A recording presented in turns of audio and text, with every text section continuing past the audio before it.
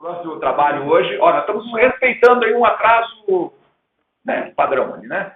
A trajetória e carreira militar feminina, um estudo sobre o trabalho temporário de mulheres nas Forças Armadas. Nicole. Surpreendendo, né? 0 pessoas continuam com o mesmo trabalho. Então, só contextualizando aqui, né, o que é o serviço público, que a gente traz de Pietro, que é um grande nome no direito administrativo, que ela diz que serviço público é toda atividade material que a lei atribui ao Estado para que exerça diretamente ou delegando, né? E, ao mesmo tempo, trabalho temporário são profissionais contratados para cumprir demandas e necessidades temporárias de mão de obra, né? Não tem perspectiva de manter, de estabilidade, de continuar com os vínculos. Dentro do trabalho temporário no serviço público, a Constituição também traz, né, é recente, de 93, essa lei, e ela traz que é atender necessidade temporária de excepcional interesse público.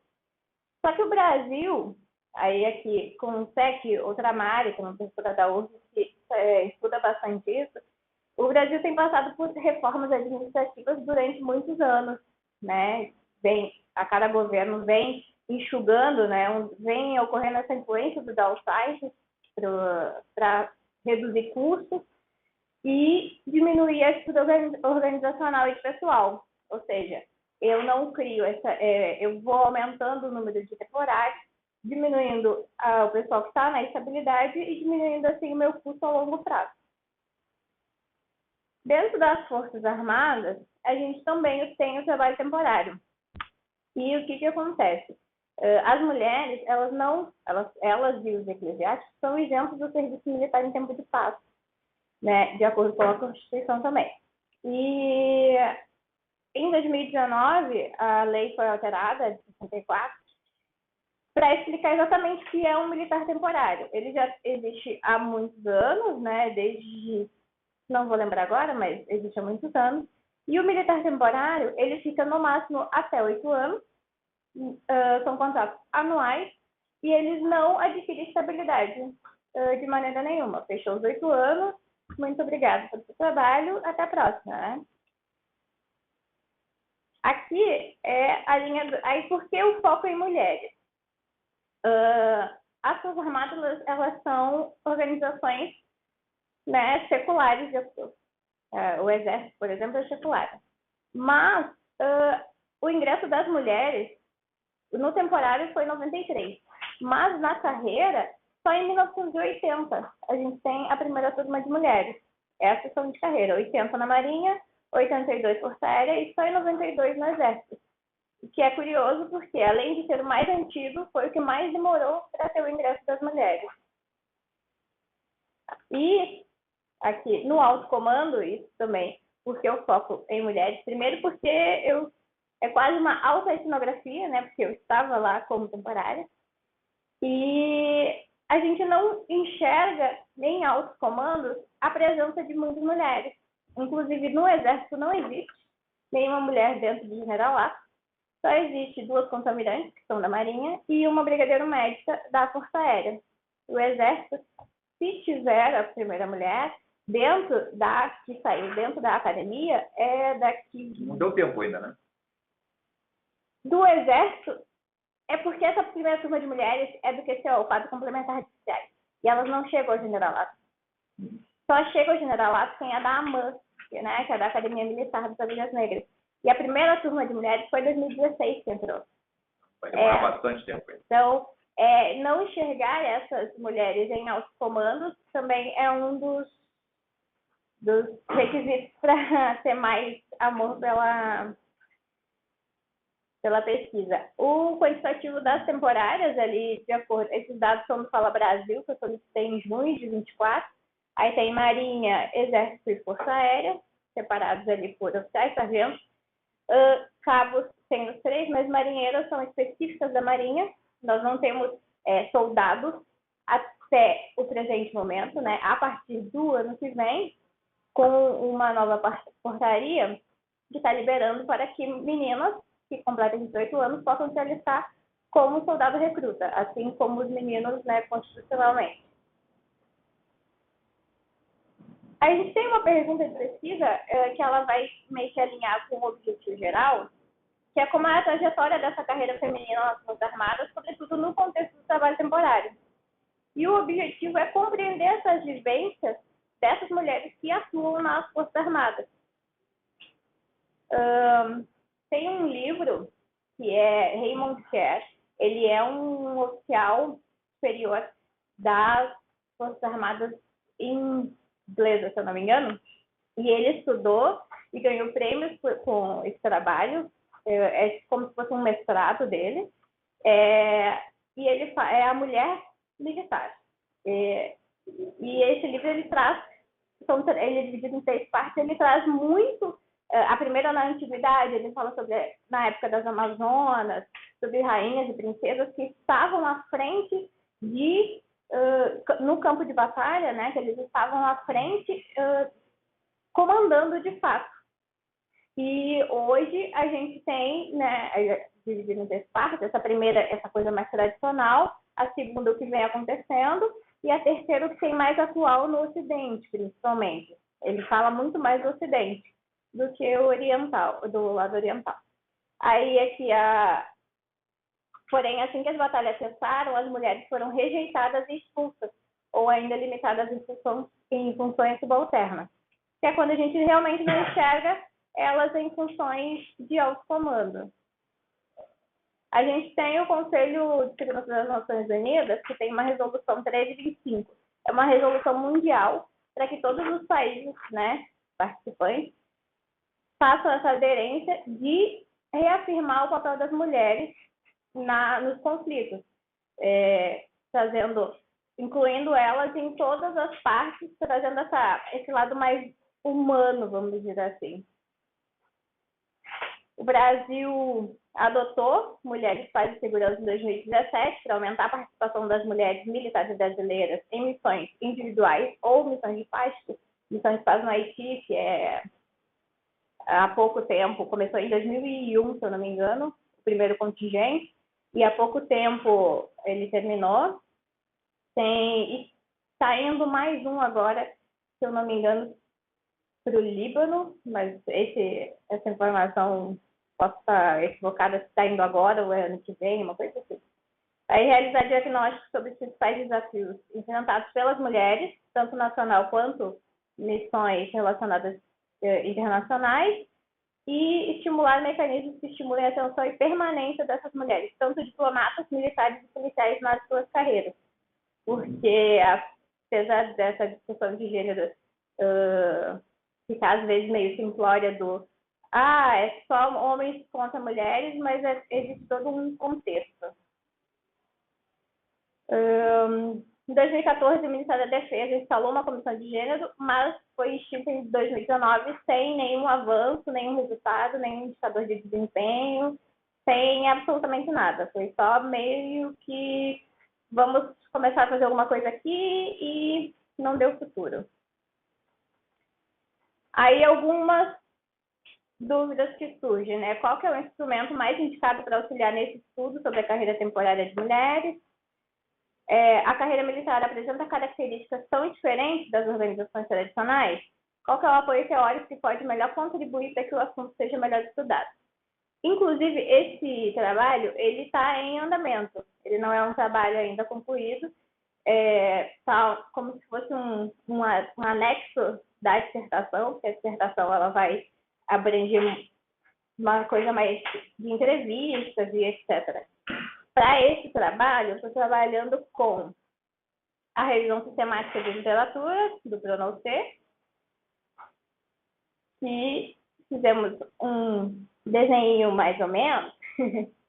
Nas minhas palavras, eu escolhi dois eixos, né? Um foi a questão da mulher na carreira militar e a outra foi sobre o trabalho feminino.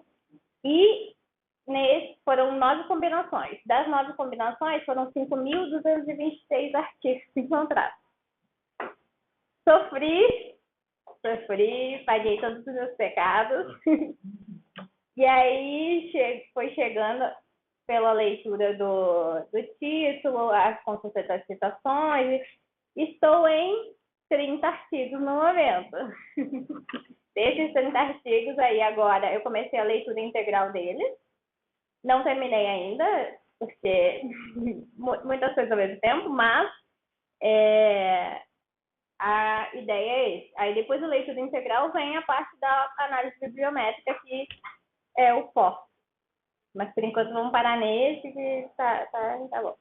Aqui eu trouxe 2 exemplos dos meus 2 primeiros artigos para ver que realmente eu encontrei o que eu estava procurando, que apesar do Bruno ser realmente muito cansativo, ele traz o resultado de fato.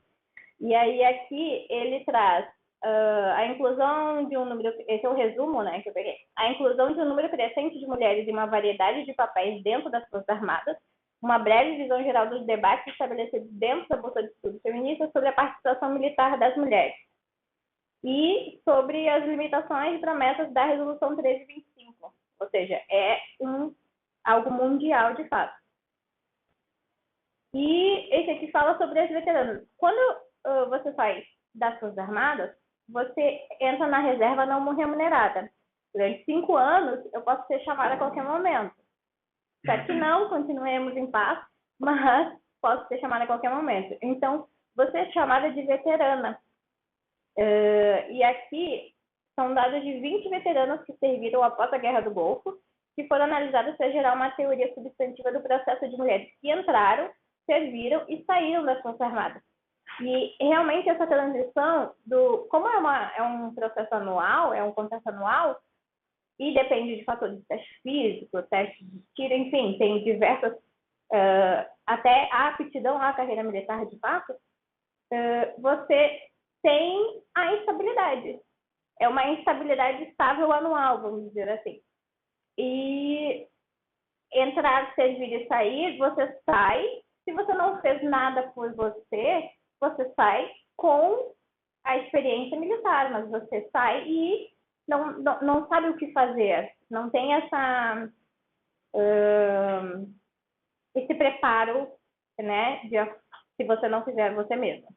Aí é que lidar com as transições surgiu como um processo social baseado usado por veteranas.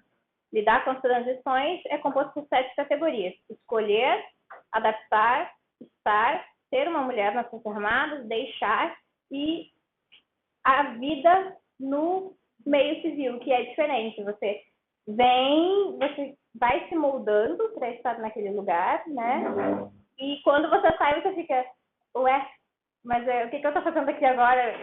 Eu sou uma pessoa, vamos dizer assim, normal, porque quando você está lá dentro, você não se vê como uma pessoa normal. Assim, não sei se eu posso usar o normal, mas sim. E a outra parte é uma pesquisa documental também, porque são leituras de leis, regulamentos, porque tudo está escrito. A gente sempre brincou aqui, ser militar não é difícil, porque tudo está escrito. Como fazer, onde fazer, qual horário fazer. Então, é importante essa pesquisa documental. Vai ser pela análise de conteúdo de Bardan, pré-análise, exploração e tratamento de resultados. E é isso. Obrigado, Nicole. Coordenadora de sessão, Trícia. Eu queria perguntar, você acha que essa tendência do lado feminino não ter tanta atuação no militar, na parte militar, você acha que tem tendência a mudar isso futuramente? Sim. Quando a gente pensa em temporário, as seleções, elas são por análise curricular. E quando eu fiz um apanhado, né, já dando uma lida em Porto Alegre, onde eu estava, e as mulheres são primeiros colocadas em praticamente todas as opções, no caso. Precisamos de administrador. Dos 25, 19 primeiros eram mulheres. Então, a gente está com pouco acesso na carreira permanente, pela idade, pela quantidade de vagas. A idade para homens e mulheres é a mesma, 22 para a AMAN, por exemplo, mas são 400 vagas para homem e 40 vagas para mulheres. E já no temporário, não, são 30 vagas. Quem estiver mais bem colocado no ranking de análise curricular vai entrar. E no temporário, a quantidade de mulheres é infinitamente maior. Então, é uma oportunidade que surge e tem crescido bastante, né, na parte de temporário, na de carreira. Por isso que eu foquei mais no temporário, porque a de carreira, para fazer essa mudança, já é bem mais difícil. Mas né? o temporário, meu entendimento, é que você entra como tenente e isso, como você só fica 8 anos ali dentro, você vai chegar no máximo a capitão-major. Só tenente. Não, só tenente, entende? Então não tem como. Eu acho que tem algumas expectativas que você tem até a partir dos teus números ali que não se configuram enquanto aquelas primeiras turmas da AMAN não chegarem lá. Exato. Né? Quer dizer, se o primeiro grupo entra em 92, eu estava dizendo que eu fiz colégio militar, então eu sei. Dos meus colegas, os primeiros que tinham oportunidade de virar general, e a gente se formou em 84 no colégio militar, então mais 4 anos ali em 88, tá? Quem entrou em 88 foi há 4, 5 anos que começou a surgir a oportunidade de alguém ser general. E até onde eu sei, nenhum da minha turma, apesar do primeiro lugar da AMAN ser da minha turma, nenhum virou general. Até onde eu sei. Vou saber, semana que vem tem 40 anos de formado de colégio militar, aí eu vou saber se alguém virou general. Eu acho que ninguém. Então, vai demorar para a mulher ser general no Brasil, a meu ver. Tá? E acho que na tua pesquisa você tem que também deixar claro que isso aqui não é não estou desfavorecendo, como pela polícia militar, a regra é clara, né? Quando ela for a primeira, ela não vai ser a primeira a subir, mas primeiro tem que chegar alguém até aquele ponto. Exato, ou chegar alguém. E aí a gente tem um número muito grande de temporárias, né? Exatamente por isso, porque não tem um limite de vagas específico, é pelo currículo. Você estudou mais, trabalhou mais, aí dadas as pontuações ali, é isso. E agora com o soldado também, né? Mulher entrando como soldado recruta com essa oportunidade, apesar da idade ser limitada, o número também é limitado, a 20% ou 30%, não lembro agora. Mas ainda assim vai ter mais gente lá. Mas o soldado vai chegar quando muito a cabo, em 8 anos. Então... Sim, é mais em questão numérica mesmo. Agora, em questão de chegar a postos que possam mudar, né? Possam fazer algum barulho, aí fica difícil.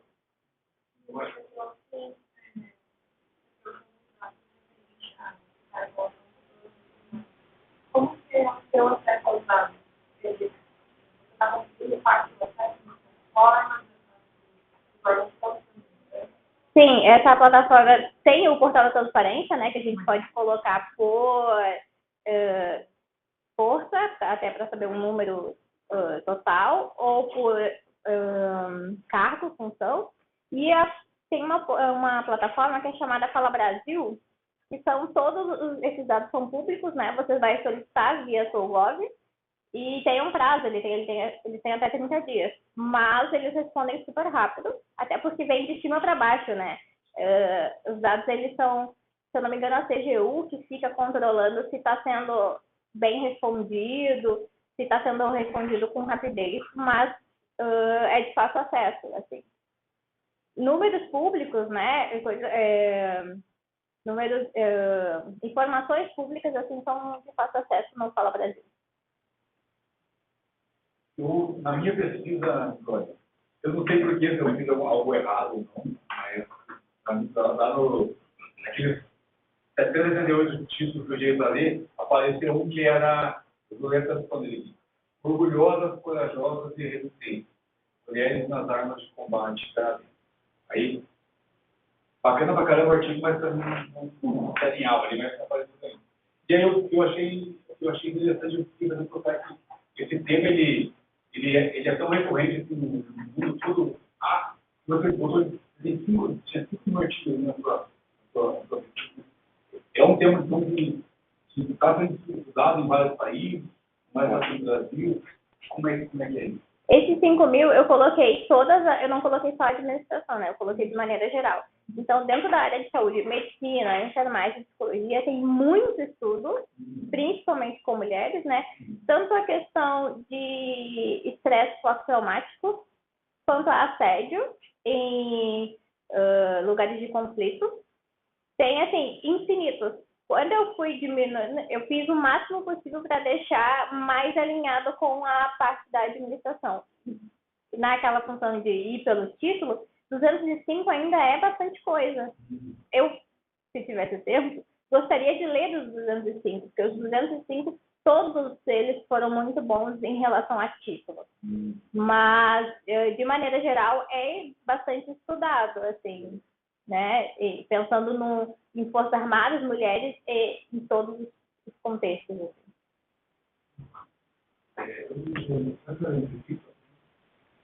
Para dissertação, sim. Para dissertação, eu vou fazer entrevistas semi-estruturadas, mais ou menos 20 pessoas, 20 mulheres, né? Mas para fazer artigo, eu quero focar só na pesquisa documental e na revisão sistemática. Revisões sistemáticas, estudos bibliométricos têm uma grande vantagem nesse nosso mundo produtivista, que quer que se faz artigos, né? Porque eles próprios já geram um resultado, ou seja, já tem uma teoria, já tem um estudo de campo inicial, que é a busca desses artigos, a seleção desses artigos e a análise desses artigos, já é um trabalho prático em si, né? Então, é por isso que eu acho que ele tem sido tão incentivado hoje em dia, até mais em função de pessoas que querem publicar, bom, não tem alguma coisa que você mereça ser publicado no sentido de que todos vão estar interessados em ler. Né? Nesse sentido, acho que dá para... Não é falando science, né? Não é pegar um trabalho e começar a picar em pedacinhos para conseguir ter mais publicações. Mas, de fato, são trabalhos separados.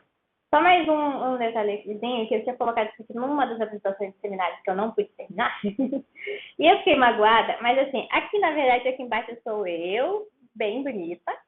E esse senhorzinho aqui do lado, ele faleceu, o seu Pedro Ivo, ele foi um dos guerreiros da FEB, né?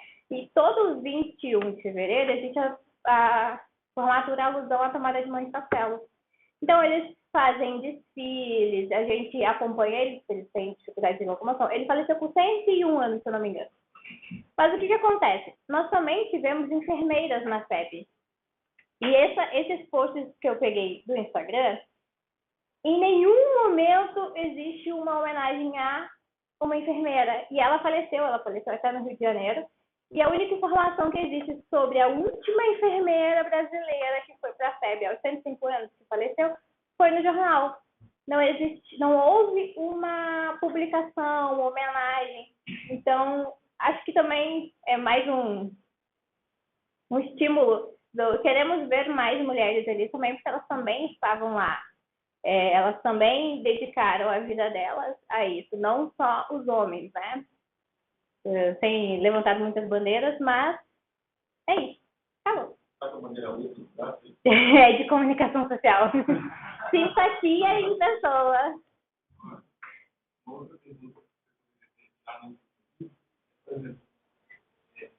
Até que ponto as mulheres querem o momento sexual? O carro do comando. Então, perguntam, não existe uma força social externa que está impedindo a mulher de crescer. Uma coisa. Outra coisa que a mulher não quer. Por exemplo, lá no EUOR, durante vários anos, nunca teve subsecretário homem, mulher. Vários anos, sempre era homem. Aí, criação política para mulher. Aí, quando eu fui ver os candidatos, não mulher que não. Não quero, trabalho, não filhos, não quero família. Então, querida, não tem uma força social externa entendi. Mas não precisa ser externa, pode ser interna, pode ser né? Não, mas o que acontece? Externa a mulher. Sim, mas pode ser, mas eu acho que um dos aspectos a ser discutido aí é, inclusive, as forças internas à mulher. É que você não sai general porque você quer. Você não sai general porque chegou 40 anos e você vai sair. Não, é um cargo que quem já é general escolhe quem será o próximo que vai chegar ao generalato. Então não é, eu também quero, vou me candidatar. Entendeu? Mas tem muitas regras aí que impedem que ele faça essa escolha do jeito que ele quiser, né? Não, mas assim, nós não temos mulheres que chegaram nem a ter opção, entendeu? E não chegaram nem até lá.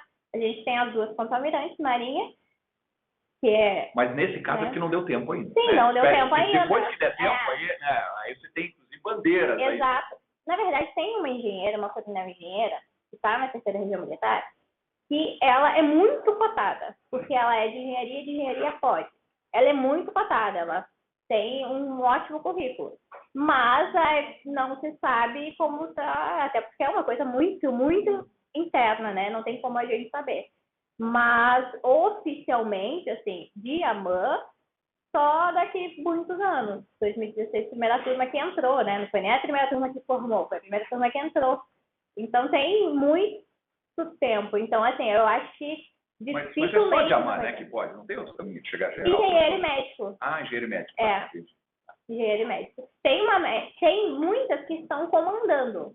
A Policlínica Militar em Porto Alegre é comandada por uma mulher. O primeiro CTA, ou o segundo CTA, não lembro, é comandado por uma mulher. Comandos nós temos várias. O Hospital Militar também de Porto Alegre também era comandado por uma mulher. Agora me desculpe a minha ignorância aí, mas o engenheiro e médico ele não fez AMAN? Não. Mas ele fez IME ou O IME ou a Escola de Saúde.